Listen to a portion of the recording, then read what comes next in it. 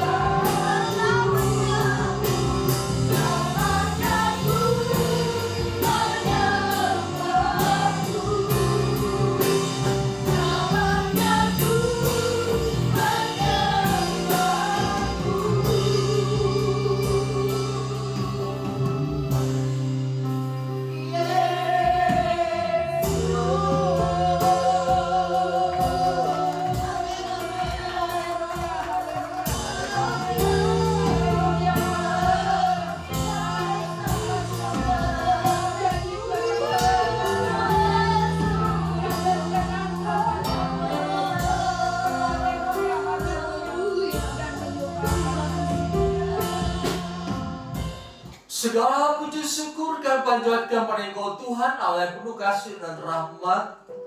Pada siang hari ini kami akan mendengarkan firman-Mu.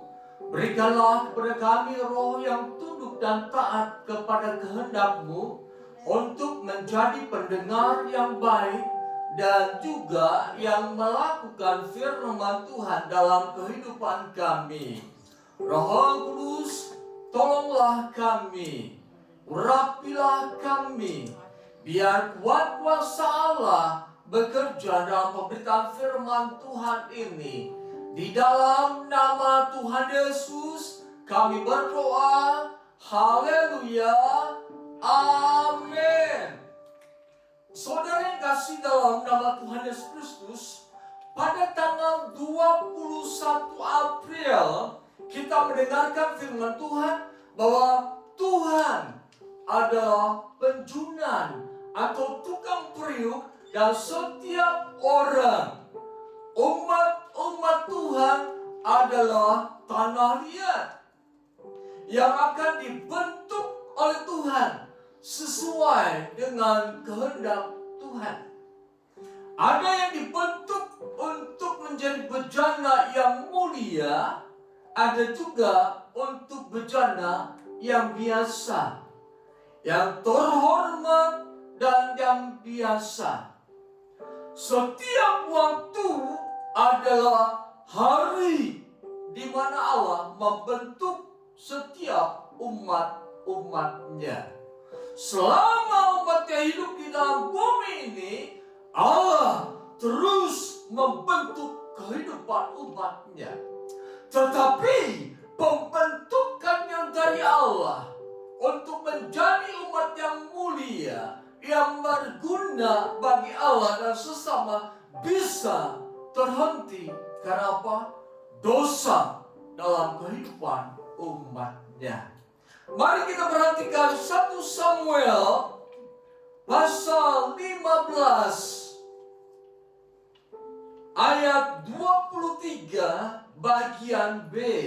Saya undang sedang jemaat berdiri. Kita baca bersama-sama 1 Samuel pasal 15 ayat 23 bagian B. 3, 2, 1. Karena kau telah menolak firman Tuhan, maka Ia telah menolak engkau sebagai raja. Kita ulangi dengan suara yang lebih keras lagi. 3, 2, 1. Karena kau telah menolak firman Tuhan, maka Ia telah menolak engkau sebagai raja. Ini adalah perkataan Samuel yang dia ucapkan kepada Saul, raja yang diurapi oleh Tuhan.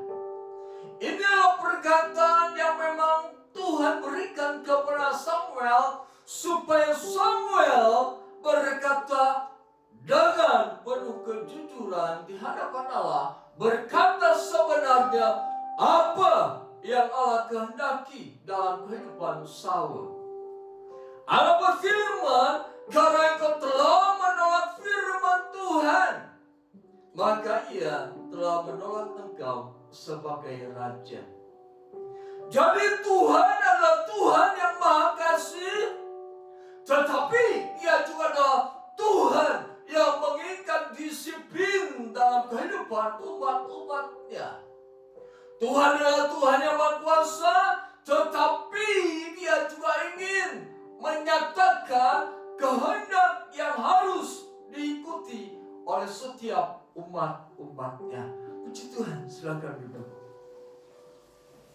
Saul, menurut pengakuan dirinya sendiri, dia berasal dari suku Benyamin, suku yang terkecil di antara 12 suku bangsa Israel. Kemudian Saul pun berkata, aku suku Benyamin yang paling hina di antara suku Benyamin yang lainnya. Tetapi Allah berbicara kepada Samuel, Samuel, urapi Saul menjadi raja. Aku mengangkat dia menjadi raja bagi umatku. Lalu Samuel mengurapi Saul. Pada saat Saul diurapi oleh Samuel, di sana Allah berkata kepada Samuel, aku akan menjadikan Saul sebagai raja Israel untuk selama-lamanya. Inilah proses pembentukan yang sedang Allah kerjakan supaya Saul menjadi raja Israel untuk selama-lamanya. Artinya keturunan Saul yang hidup sesuai dengan firman Tuhan akan terus meneruskan kerajaan Israel yang pernah dipimpin oleh Saul. Tetapi dalam perjalanan hidup Saul, setelah dia diurapi menjadi raja, setelah dia berhasil berperang mengalahkan bangsa yang lain, ada satu perubahan dalam diri Saul, yaitu kehidupan yang tidak taat kepada Tuhan. Ketidaktaatan Saul ialah menolak firman Tuhan. Mari kita perhatikan tentang apa yang terjadi dalam kehidupan Saul. 1 Samuel pasal 15 ayat 1 sampai dengan 10. Saya bersiap Jumat bangkit berdiri, dan kita akan baca bergantian. Saya ayat pertama, jemaat ayat yang kedua, dan seterusnya. Berkatalah Samuel kepada Saul, aku telah diutus oleh Tuhan untuk mengurapi engkau menjadi raja atas Israel umatnya. Oleh sebab itu dengarkanlah bunyi firman Tuhan. Beginilah firman Tuhan sekarang, aku akan membalas apa yang dilakukan orang Amalek kepada mereka, karena orang Amalek menghalangi mereka ketika orang Israel pergi dari Mesir. Jadi sekarang kalahkanlah orang Amalek, tumpaslah segala yang ada padanya, dan janganlah ada belas kasihan kepadanya. Bunuhlah semuanya, laki-laki maupun perempuan, kanak-kanak maupun anak-anak yang menyusu, lembu maupun domba, unta maupun keledai. Lalu Saul memanggil rakyat berkumpul dan memeriksa barisan mereka di Efraim. Ada 200.000 orang pasukan berjalan kaki dan 10.000 orang Yehuda. Setelah Saul sampai ke kota orang Amalek, disuruhnyalah orang-orang menghadang di lembah. Berkatalah Saul kepada orang ini, berangkatlah, menjauhlah, pergilah dari tengah-tengah orang Amalek, supaya jangan kulenyapkan kamu bersama-sama dengan mereka. Bukankah kamu telah menunjukkan persahabatanmu kepada semua orang Israel ketika mereka pergi dari Mesir? Sesudah itu menjauhlah orang ini dari tengah-tengah orang Amalek. Lalu Saul memukul kalah orang Amalek, mulai dari Havilah sampai ke Syur yang di sebelah timur Mesir. Agar raja orang Amalek ditangkapnya hidup-hidup, tetapi segenap rakyatnya ditumpasnya dengan mata pedang. Tetapi Saul dan rakyatnya itu menyelamatkan Agag dan kambing domba dan lembu-lembu yang terbaik dan tambun, pula anak domba dan segala yang berharga. Tidak mau mereka menumpas semuanya, tetapi segala hewan yang tidak berharga dan yang buruk, itulah yang ditumpas mereka. Lalu datanglah firman Tuhan kepada Samuel demikian. Ayat yang 11 kita baca bersama-sama, 1, 2, 3.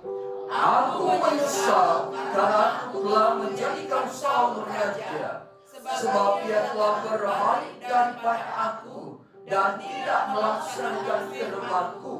Maka sakitlah Samuel dan ia berseru-seru kepada Tuhan semalam-malaman.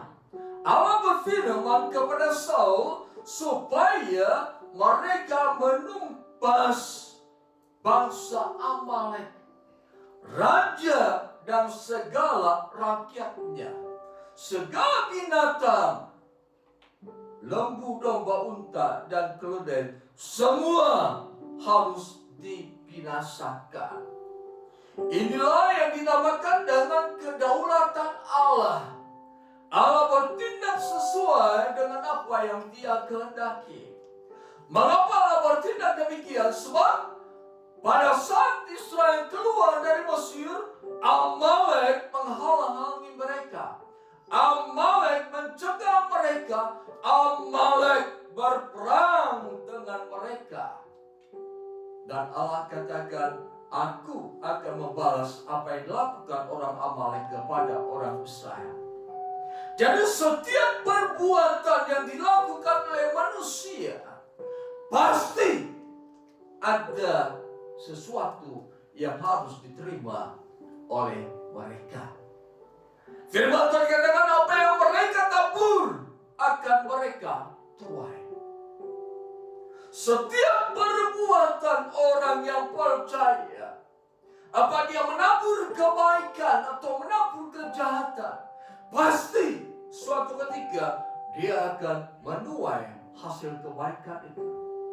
Dia akan menuai hasil kejahatan yang dia perbuat.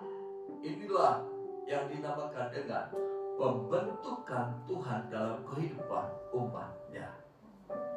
Allah berfirman, binasakan mereka. Tetapi Saul tidak melakukan dengan baik. Raja Agag diselamatkan, binatang-binatang yang baik dan harta benda orang Amalek yang baik-baik dan berharga diambilnya oleh Saul dan rakyat.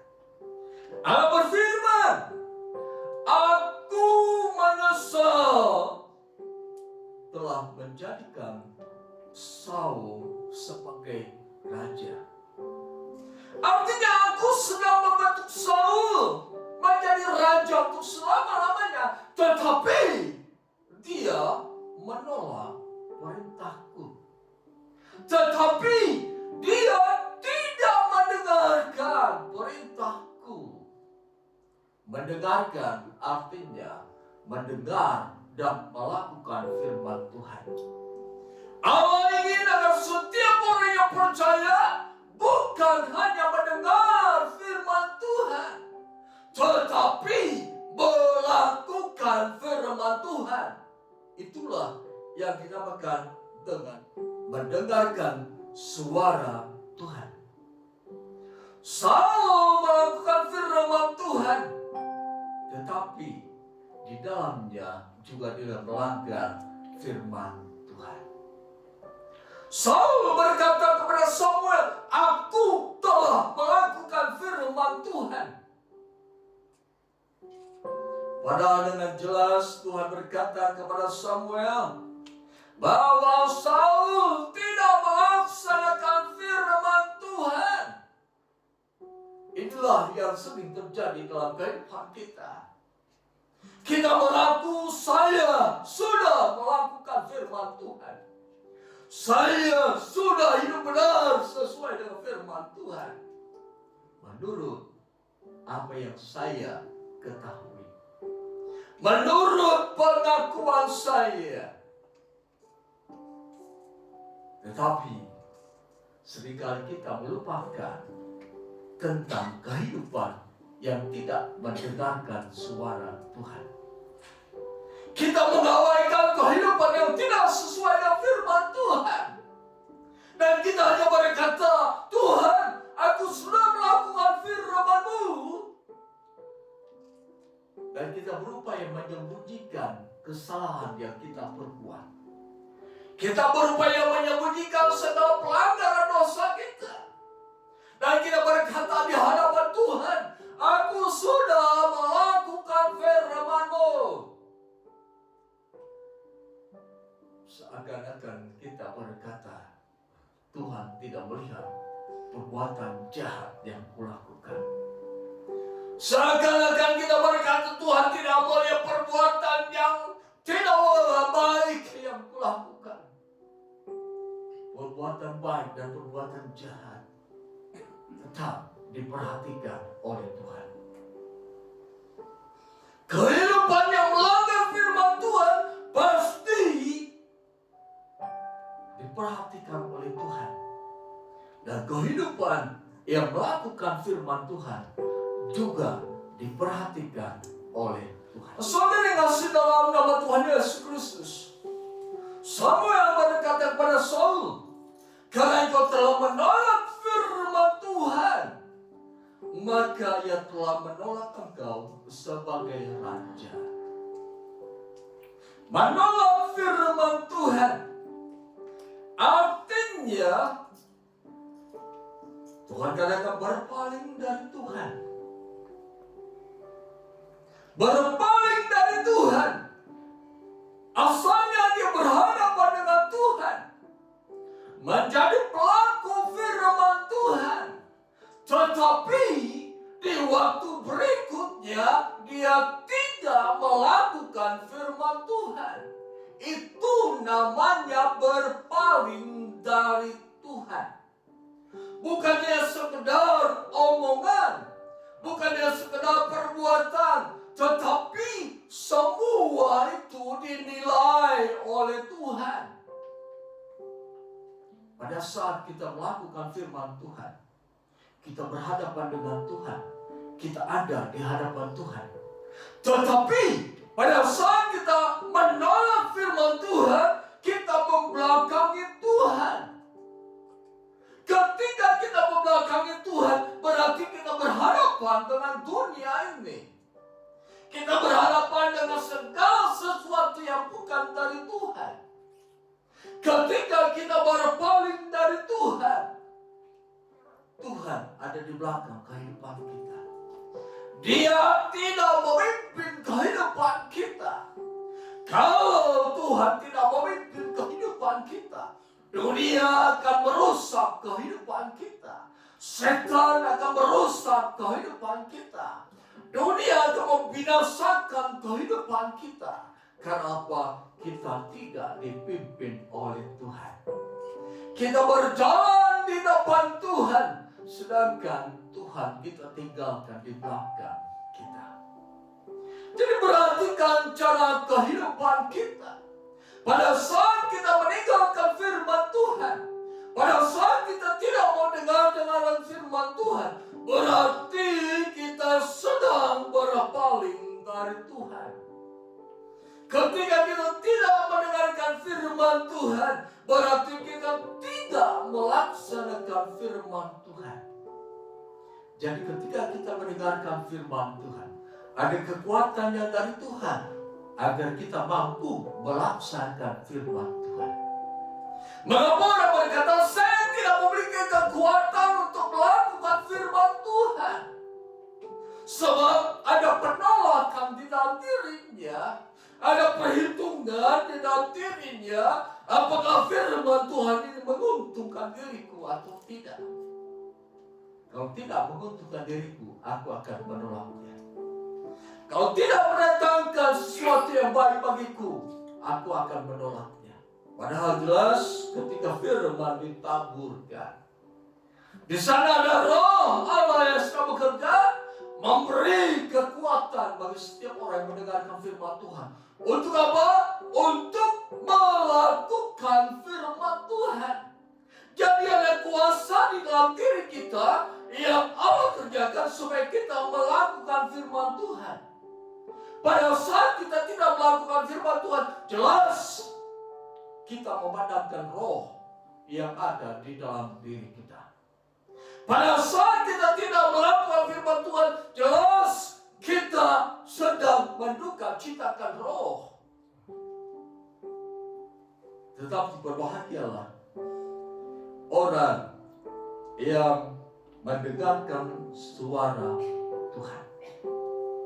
Sebab di dalam dirinya ada roh yang bekerja untuk membawa dia pada kehidupan yang sesuai dengan kehendak Tuhan.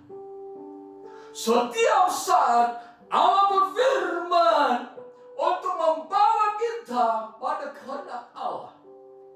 Setiap saat Allah berbicara supaya umatnya dibawa menjadi umat yang mulia, terhormat bagi Allah dan juga bagi sesama.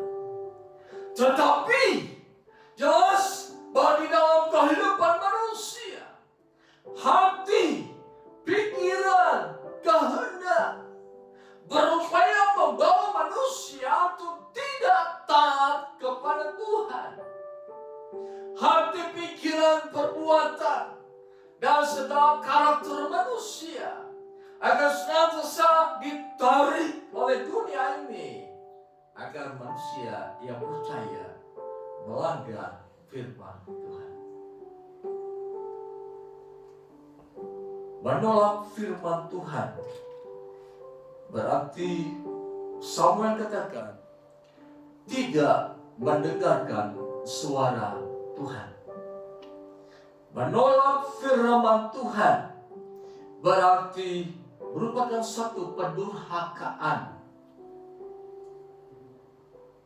Pendurhakaan artinya perbuatan ingkar terhadap Tuhan. Menolak firman Tuhan berarti pembangkangan terhadap Tuhan. Menolak firman Tuhan berarti tidak setia terhadap kekuasaan Tuhan. Jadi Samuel berkata kepada Saul, Saul, engkau tidak mendengarkan firman Tuhan. Engkau menolak firman Tuhan. Berarti engkau sedang menjadi orang yang durhaka di hadapan Tuhan. Saul, engkau menolak firman Tuhan. Berarti engkau adalah seorang pembangkang di hadapan Tuhan. Saul, engkau menolak firman Tuhan. Berarti engkau adalah orang yang degil di hadapan Tuhan. Saul, engkau menolak firman Tuhan. Berarti engkau orang yang keras kepala di hadapan Tuhan. Saul, engkau menolak firman Tuhan. Berarti engkau menentang Tuhan. Perhatikan bahwa istilah kedurhakaan bukan relasi antara anak dan orang tua saja. Seringkali kita berkata, itu anak yang durhaka. Tetapi jelas, orang yang tidak melakukan firman Allah, tidak mau dengar-dengaran, menolak firman Allah. Samuel katakan di dalam pasal 15 ayat 23, itu adalah pendurhakaan dan kedegilan atau pembangkangan. Allah sedang membentuk kehidupan kita menjadi bejana yang mulia, menjadi bejana yang terhormat, menjadi orang-orang yang disegani di antara orang-orang sekitar kita. Berupayalah untuk menjadi orang yang mendengarkan suara Tuhan. Dengar dan lakukan firman Tuhan. Sehingga kita tidak dikatakan sebagai orang yang durhaka di hadapan Tuhan. Kita tidak dikatakan sebagai pembangkang di hadapan Tuhan. Kita tidak dikatakan sebagai orang yang menentang Tuhan. Kita tidak dikatakan sebagai orang yang keras kepala di hadapan Tuhan. Kita tidak dikatakan sebagai orang yang tidak setia kepada Tuhan. Samuel berkata, karena engkau telah menolak firman Tuhan, maka ia telah menolak engkau sebagai raja. Saudara yang kasih dalam nama Yesus Kristus,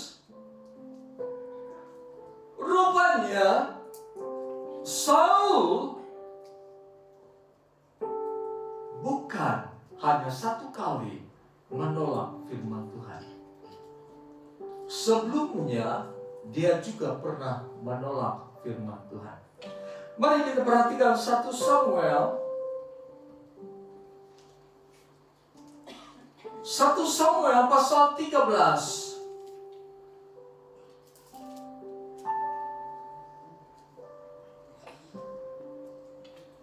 Ayat 9 sampai dengan yang ke-14.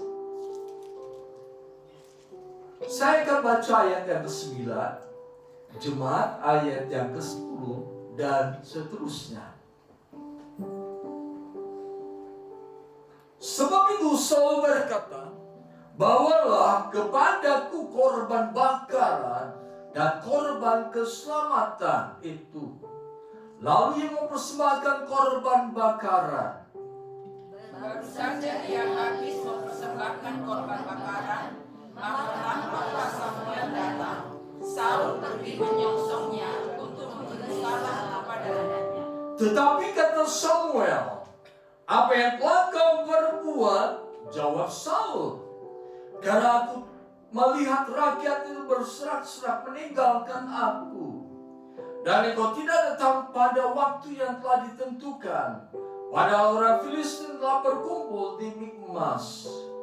Maka pikirku, sebentar lagi orang Filistin akan menyerang aku di Gilgal, padahal aku belum memohonkan belas kasihan Tuhan. Sebab itu aku memberanikan diri, lalu mempersembahkan korban bakaran. Kata Samuel kepada Saul, perbuatanmu itu bodoh. Engkau tidak mengikuti perintah Tuhan Allahmu yang diperintahkannya kepadamu.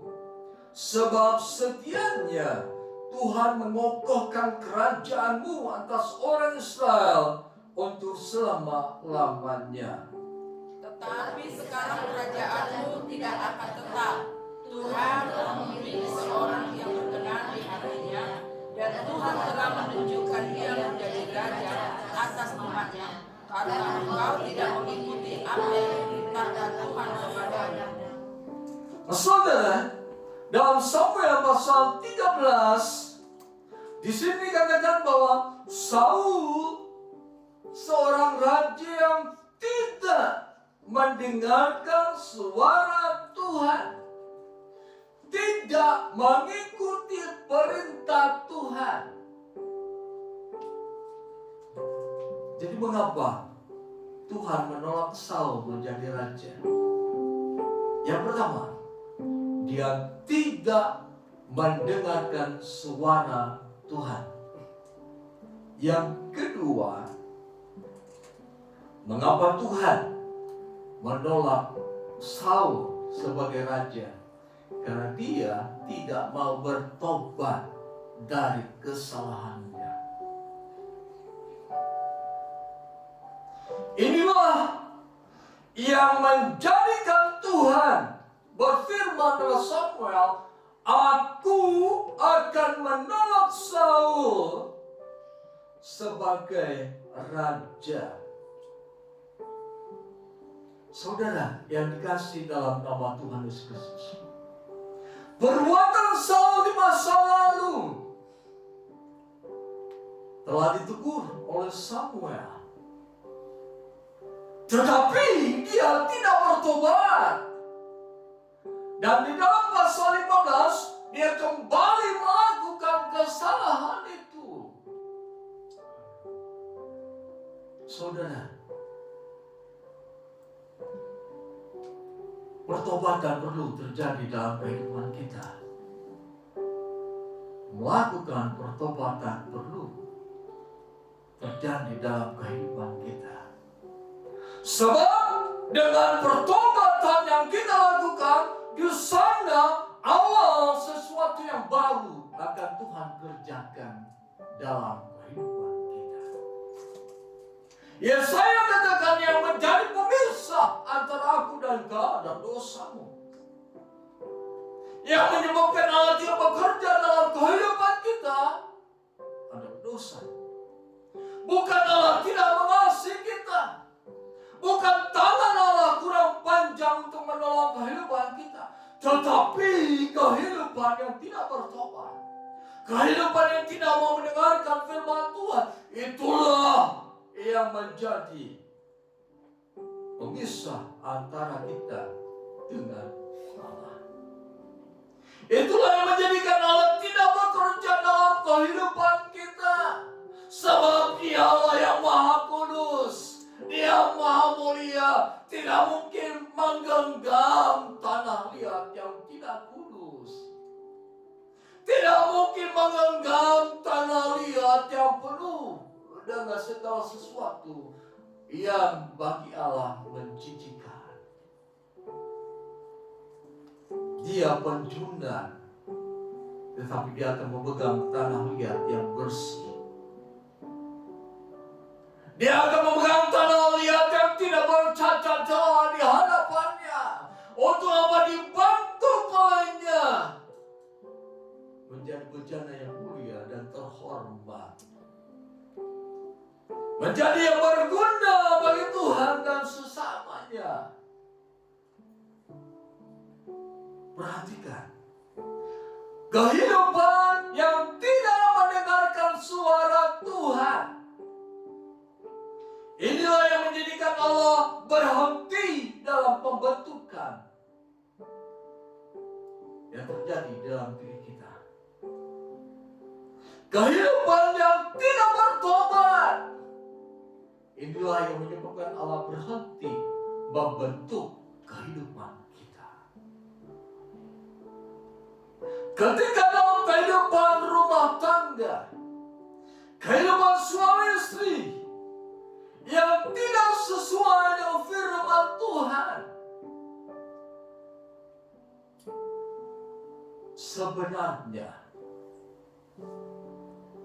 Allah mempersiapkan kehidupan suami istri untuk menjadi keluarga yang diberkati Tuhan, untuk memiliki anak-anak yang diberkati Tuhan, untuk menikmati segala kemuliaan Tuhan. Tetapi ketika tidak mau mendengarkan firman Tuhan, jauhlah kehidupan berkat dari kehidupan keluarga. Jauhlah kehidupan yang Allah sediakan dalam kehidupan keluarga. Jauh dari segala sesuatu yang Allah rancangkan. Keluarga dalam lembaga yang dibentuk oleh Allah untuk menikmati kemurahan Allah. Seringkali kita lebih mengutamakan kehendak pribadi kita. Seringkali kita lebih mempraktekkan apa yang kita inginkan.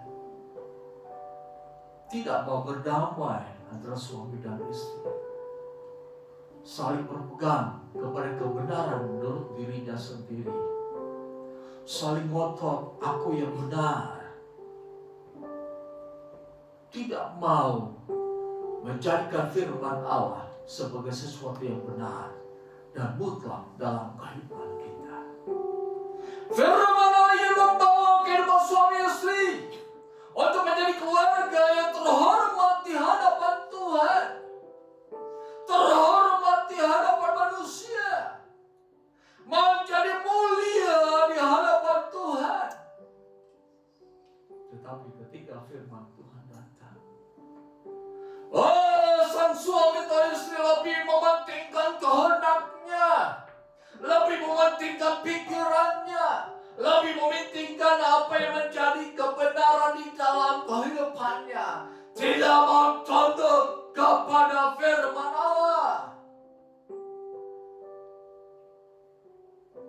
Itu artinya suami istri yang tidak mau mendengarkan firman Allah. Allah merancangkan kehidupan yang berbahagia, penuh dengan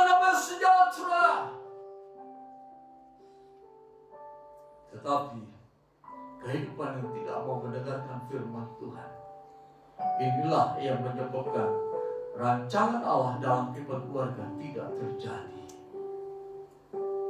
Sehingga kita menjadi keluarga yang susah, menjadi keluarga yang terus bergejolak, menjadi keluarga yang terus bertentangan satu dengan yang lain, menjadi keluarga yang terus saling mengungkit-ungkit kesalahan orang lain dan berkata, aku yang benar.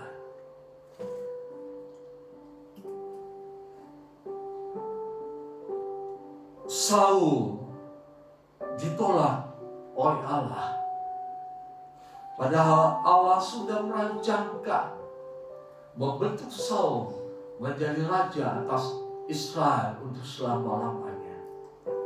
Tetapi di tengah jalan, Saul tidak mau mendengarkan suara Tuhan. Mengapa Saul tidak mau mendengarkan suara Tuhan? Menurut Saul, rakyat yang berbicara kepadaku. Ada istilah orang katakan suara rakyat adalah suara Tuhan. Tidak benar. Yang benar adalah suara Tuhan. Rakyat pada saat itu berkata pada Saul, Saul, selamatkan Raja Agag. Dia raja yang kaya, banyak hartanya. Dia raja yang terhormat di daerah sekelilingnya. Kalau engkau menyelamatkan Raja Agag, dia akan membalas kebaikanmu. Dia akan balas budi kepadamu. Saul berpikir, benar juga apa yang dikatakan oleh rakyat. Rakyat berkata, Saul, domba-domba, keledai, unta yang bagus-bagus jangan dimusnahkan. Bukankah itu merupakan suatu keuntungan kalau kita menyimpan, kita memelihara domba-domba kambing tersebut? Saul berkata, benar apa yang rakyat katakan. Seringkali kebenaran menurut diri sendiri itu tidak benar di hadapan Tuhan. Seringkali yang kita katakan benar menurut diri sendiri itu bertentangan dengan firman Tuhan. Dan kita terjerumus untuk melakukan kebenaran diri sendiri, sekalipun itu bertentangan dengan firman Tuhan.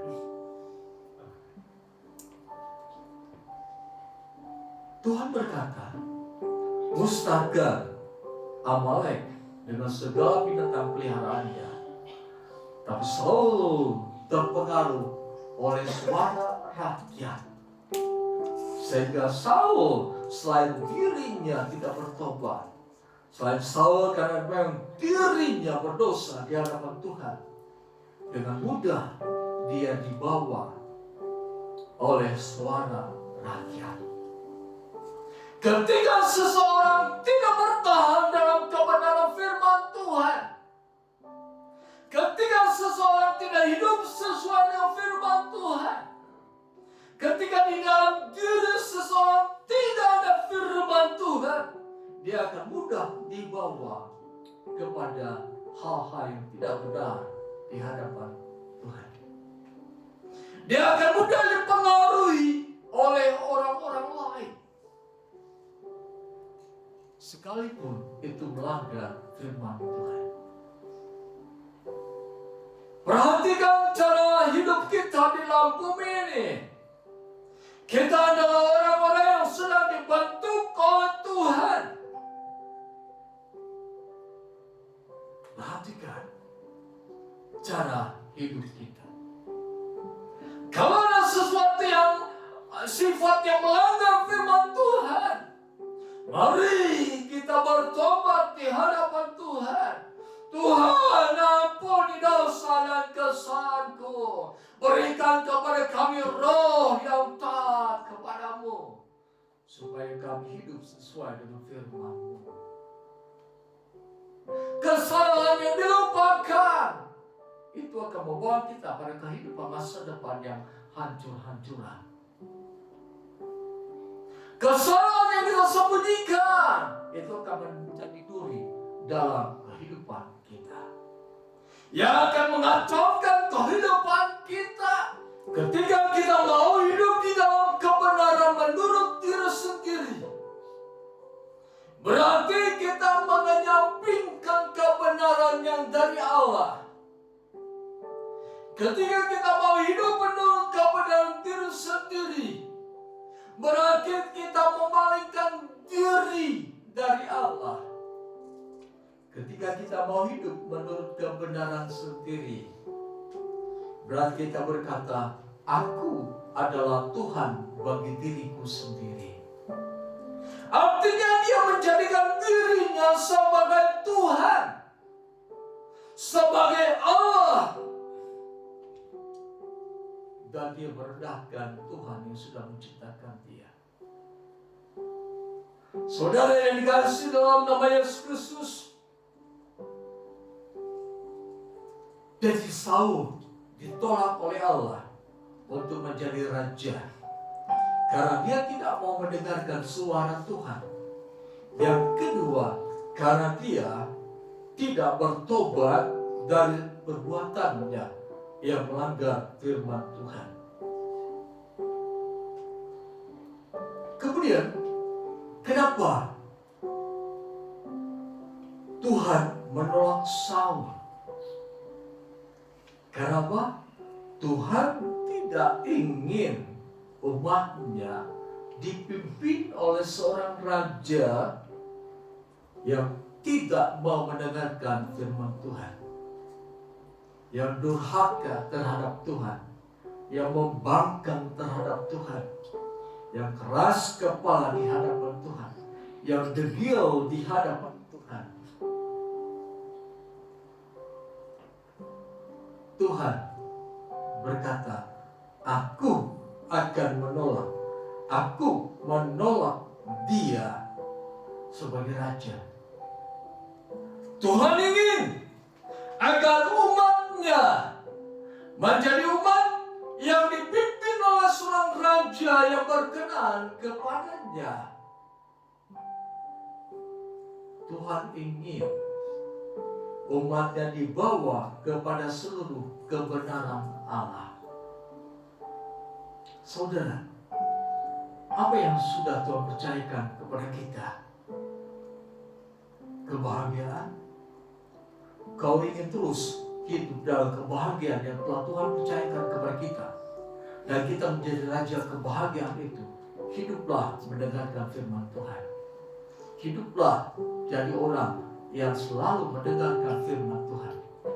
Jadilah orang yang selalu bertobat di hadapan Tuhan jika mempunyai kesalahan, supaya berkat yang Allah sediakan itu tidak dihentikan dalam kehidupan kita, sehingga kita terus menjadi orang yang diberkati oleh Tuhan. Jadi dari kata lain, berkat Tuhan bisa berhenti dalam kehidupan kita, karena Tuhan tidak menginginkan berkat yang daripadanya itu dikelola oleh orang-orang yang tidak benar di hadapan Tuhan. Tuhan tidak menginginkan uang yang Dia berikan kepada kita dikelola oleh tangan-tangan yang berdosa. Sebab dunia katakan uang itu seperti air yang cepat habis. Tetapi bagi Tuhan itu tidak berlaku. Uang akan terus bertambah-tambah dalam genggaman kita ketika kita hidup sesuai dengan firman Tuhan. Ketika kita melakukan firman Tuhan. Ada orang berkata uang itu cepat menguap, cepat habis. Tetapi bagi orang percaya, uang itu bisa bertambah-tambah ketika dia hidup benar di hadapan Tuhan. ketika dia hidup benar di hadapan Tuhan, Tuhan memberikan hikmat bagi orang tersebut untuk mengelola uang yang Tuhan berikan. Tuhan memberikan hikmat bagi orang tersebut untuk mengelola berkat Tuhan, sehingga terus dan terus terjadi dalam kehidupan sebuah rumah tangga. Saudara yang kasih dalam nama Tuhan Yesus Kristus, pada saat ini dunia akan terus menerpa kehidupan kita, supaya kita menjadi orang yang tidak mau mendengarkan suara Tuhan dan lebih menyukai suara-suara dunia dan orang-orang sekitar yang sering berkata suara orang banyak adalah suara Tuhan.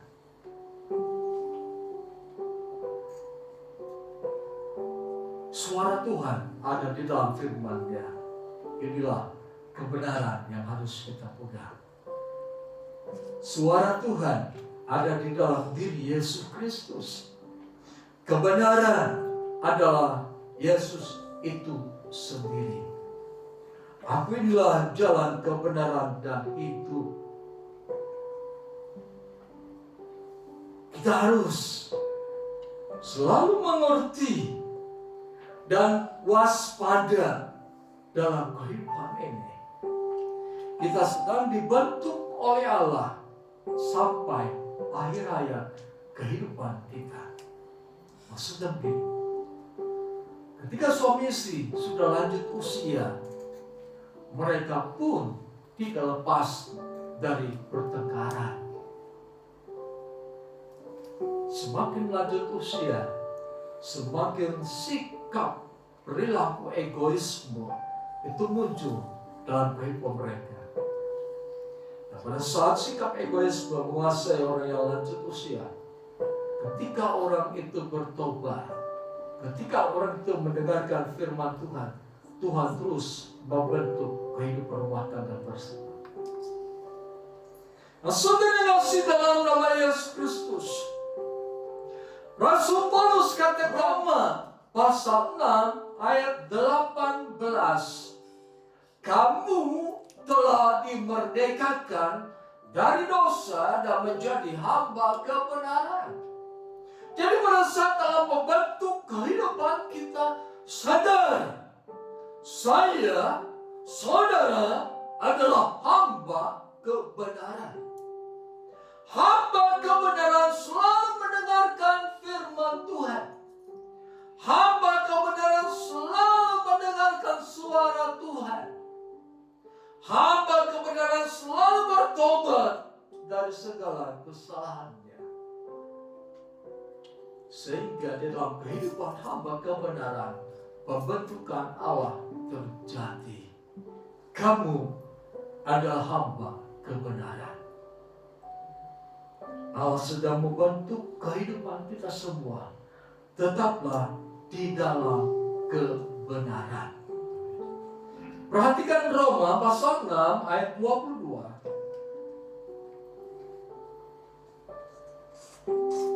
Tetapi sekarang, setelah kamu dimerdekakan dari dosa dan setelah kamu menjadi hamba Allah, kamu beroleh buah yang membawa kamu kepada pengudusan. Dan sebagai kesudahannya ialah hidup yang kekal. Ketika kita dibentuk, kita hidup di dalam kebenaran, akan terus menguduskan kehidupan kita, sehingga kita menjadi orang yang selalu berkenan di hadapan Allah. Kalau Allah mau menyerahkan Kristus bagi kita, segala sesuatu yang Allah sediakan di dalam kerajaan surga sana, Dia juga akan memberikannya kepada kita yang hidup sebagai hamba kebenaran. Saudara yang kasih dalam nama Tuhan Yesus Kristus, oleh sebab itu pemazmur berkata, selidikilah aku ya Tuhan, Apakah jalan hidupku sesuai dengan kehendak-Mu? Selidikilah hatiku ya Tuhan. Mari kita perhatikan Mazmur 139.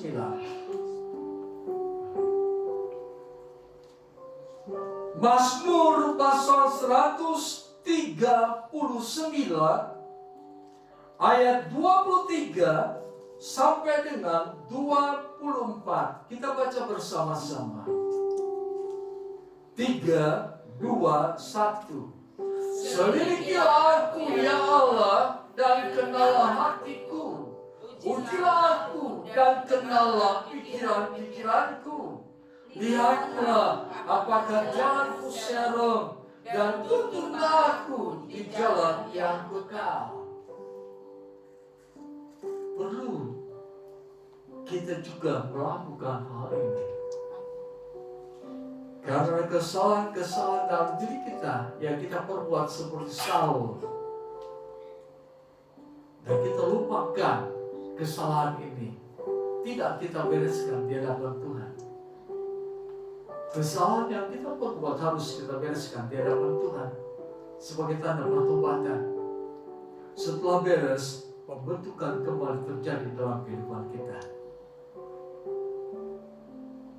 Selidikilah aku ya Allah, dan kenallah hatiku. Ujilah aku dan kenallah pikiran-pikiranku. Artinya pemazmur menyadari sekalipun dia seorang raja yang diurapi Tuhan, dipakai oleh Tuhan, tapi dengan penuh kerendahan tidak berkata, selidikilah aku ya Tuhan. Tuhan, ingatkan aku kalau aku berdosa di hadapan-Mu. Tuhan, berfirmanlah kepadaku supaya aku tahu mana perbuatan salah yang kuperbuat. Tuhan, berfirmanlah kepadaku supaya pikiranku tidak kotor di hadapan Tuhan. Tuhan, berfirmanlah kepadaku supaya aku hidup sesuai dengan firman-Mu. Selidikilah aku ya Allah, dan kenallah hatiku. Ujilah aku dan kenallah pikiran-pikiranku. Saudara, kita akan terus menjadi orang yang dibentuk oleh Allah. Karena kita akan terus, seperti yang Daud katakan, akan terus memperhatikan kehidupan masing-masing. Kalau ada kehidupan yang tidak sesuai dengan firman Tuhan, datanglah kepada Tuhan, minta pengampunan dosa. Bereskan dosa itu di hadapan Tuhan. Jika ada kehidupan lama yang merupakan pemberontakan kepada Tuhan dan belum kita bereskan, mintalah supaya Tuhan membereskannya. Ada kekuatan dalam diri kita untuk memperbaiki kehidupan kita. Maka pembentukan Allah dalam kehidupan kita menjadi keluarga yang diberkati Tuhan, menjadi orang-orang yang diberkati Tuhan, menjadi orang-orang yang sesuai dengan rencana Tuhan, akan terus terjadi dalam kehidupan kita. Sekian firman Tuhan. Haleluya. Haleluya.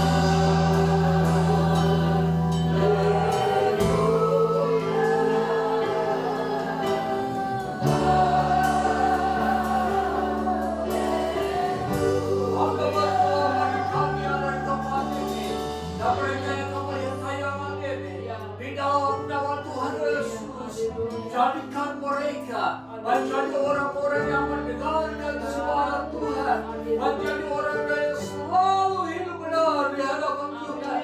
Kami percaya Roh Kudus ada di dalam diri kami. Roh Kudus akan memimpin kami kepada seluruh kebenaran yang dari Allah. Oleh sebab itu ya Tuhan, biarlah kami tunduk dan taat kepada kehendak-Mu, supaya pembentukan dalam rumah tangga kami, supaya pembentukan dalam kehidupan pribadi kami, supaya pembentukan Tuhan dalam seluruh aspek kehidupan kami terus berlanjut.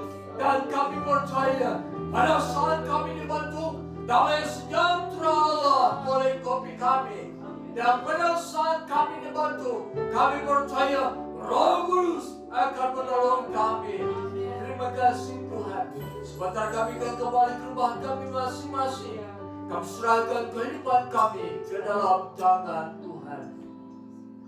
Saudara yang kasih dalam nama Tuhan Yesus Kristus, terimalah damai sejahtera dan berkat Tuhan, cinta kasih Yesus Kristus, kekuatan penghiburan pertolongan dari Allah Roh Kudus menyertai kita mulai saat ini sampai kedatangan Yesus Kristus yang kedua kali ke dalam dunia ini. Di dalam nama Tuhan Yesus kami berdoa. Haleluya. Amin.